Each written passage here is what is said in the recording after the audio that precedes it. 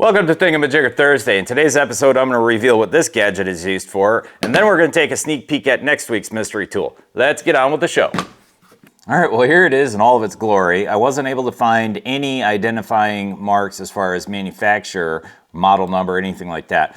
But I was able to find a photo on YouTube image search of a tool identical to this on eBay. Here's a photo of that.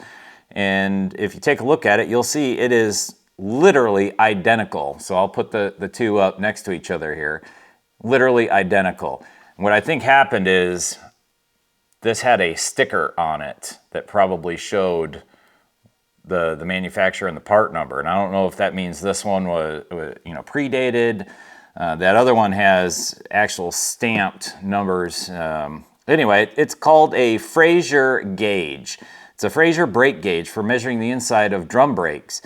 And it's got two hardened steel balls in the end there, so that I'm assuming so that they don't get all banged up hitting the insides of drum brakes. Now this thing is pretty dang stout. The spring in it is pretty stout, as y'all saw last week. But I was actually kind of figuring a bunch of people, well, I mean, we did have several guesses that were saying diameter gauge like for pipe or something like that. But obviously it's for the inside of a drum brake. So you would just put this inside the drum, expand it, and then tighten down your lock knob there, and it would stay there.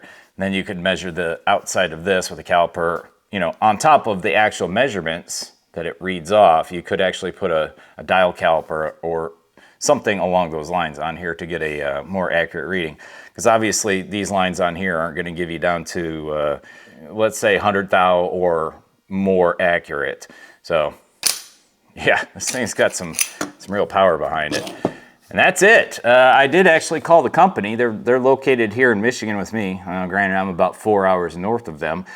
I left a message. They probably thought I was a spammer or something, because I actually still have a Florida number when I was stationed down in Florida.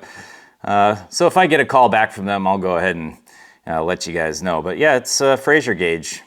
All right, so now on to next week's tool. It's about, let's see here, a little over a foot long, about, call it 12, 16, 17 inches long. It's got this rotating device on here. Can just barely make it by there. And I'm sure this does spin, so you could slip it around there. Obviously, it's got two different arc shapes right here, radius on those arcs there.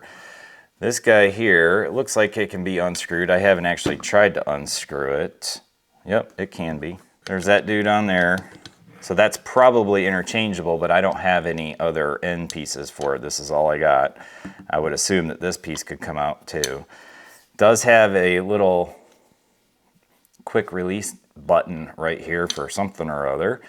And that's it. That's what we'll be going over next week. If you got any guesses on what this dude is used for, or and you've actually used one, that'd be kind of cool. I did look it up. I do know what it is for now, but I've personally never used one. So it'd be kind of cool if somebody who's actually got real use with this thing to chime in. But that's it. Now, one other thing I want to show you guys before we shut out for the day. Found this a couple days ago in a box of stuff from an auction. And it's called Kroil. I mean, most people have heard of Kroil, and this is Kroil, but it's called Kroil. And it doesn't mean it's used for, aviation. It just means it's aerosolized Kroil, which I did have to look that up. What I thought was really cool, though, is it's still got a metal cap. I haven't seen a metal cap spray can in probably 25 plus years, maybe even longer. I did look at the bottom, and it says 4C202, which I don't know if the camera is going to be able to see that. Yep, there it is. 4C202. And I don't know if you can get a date code off of that. I did check the Kroil website real quick, and I wasn't able to come up with any date codes for it. And I don't see anything else on the can itself. So if anybody's got any idea on how to read the date codes on these things, that'd be kind of cool. It does work, and it's, it's Kroil. It's got that real harsh smell to it, but really, really cool that I found that. I don't think I'll be using it. It'll just be a, on a shelf somewhere, a wall hanger, if you will. All right, well, that's going to do it for us today. Hey, appreciate everybody stopping by. Please take a quick second to hit the like and subscribe buttons. Really enjoy your Labor Day. I know for us, this is the last weekend with the kid for the summer, and she goes back to school next week. I know down south, everybody starts school like 2 weeks earlier. You know, I was still living down there 10 years ago.